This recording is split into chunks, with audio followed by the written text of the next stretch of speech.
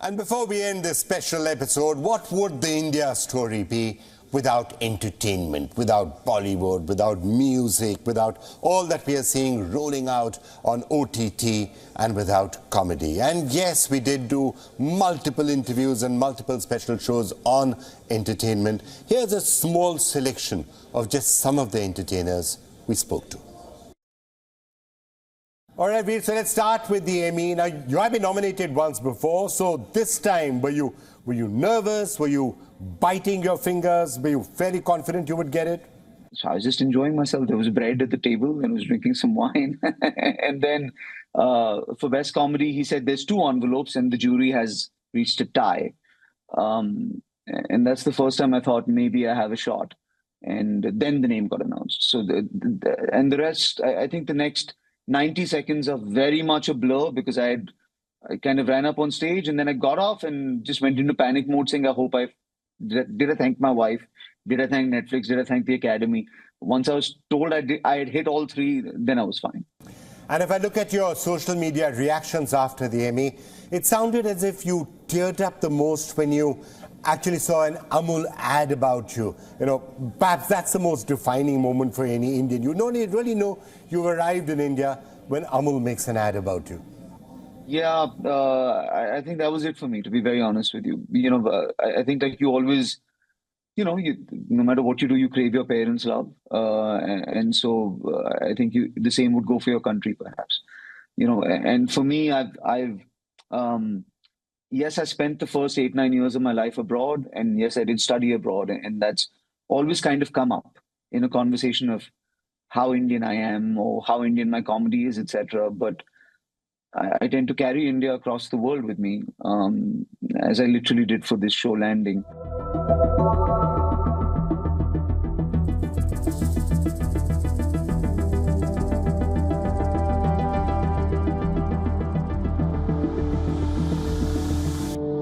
Well, we are now in the era where when you're really sitting and waiting for a piece of content to come out, it doesn't have to be a film that you're waiting for. It can be a series. And one of the most awaited series in quite some time, The Railwaymen, about to be out there on Netflix, big budget, impactful, and based on an event that has left a scar on the collective psyche of the nation, the Bhopal gas tragedy of 1984.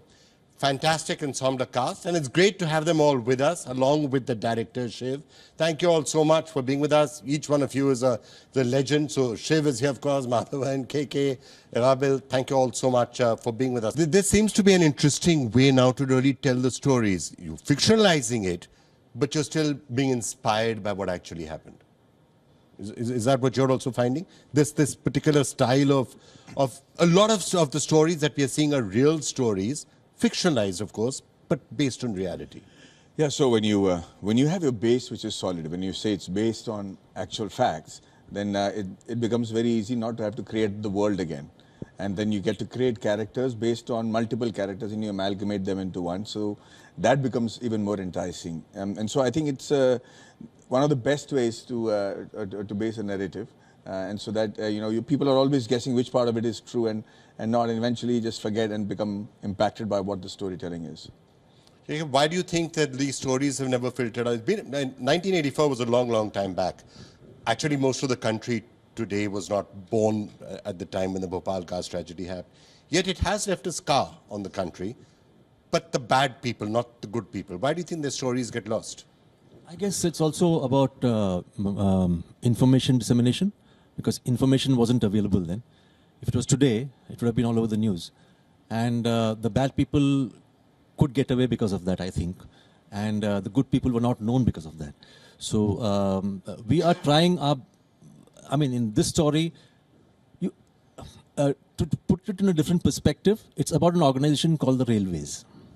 Now, you've got to understand that the railways in India is the biggest and the widest in the world.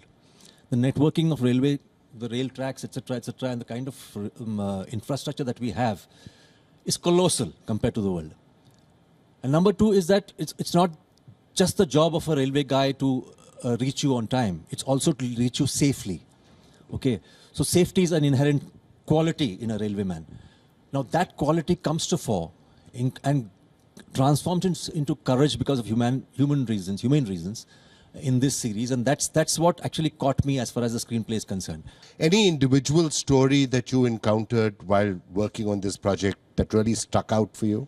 Sir, it was not because I'm from a different generation. I was really, this generation is not aware of this tragedy as much, right? And that's a shame. But when the story came, it was not the tragedy itself that attracted me towards the story because I was not aware of it.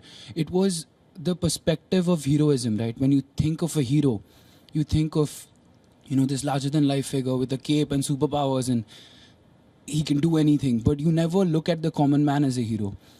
And that perspective, that what is heroism, right, is just a point of view of how you look at a crisis, right?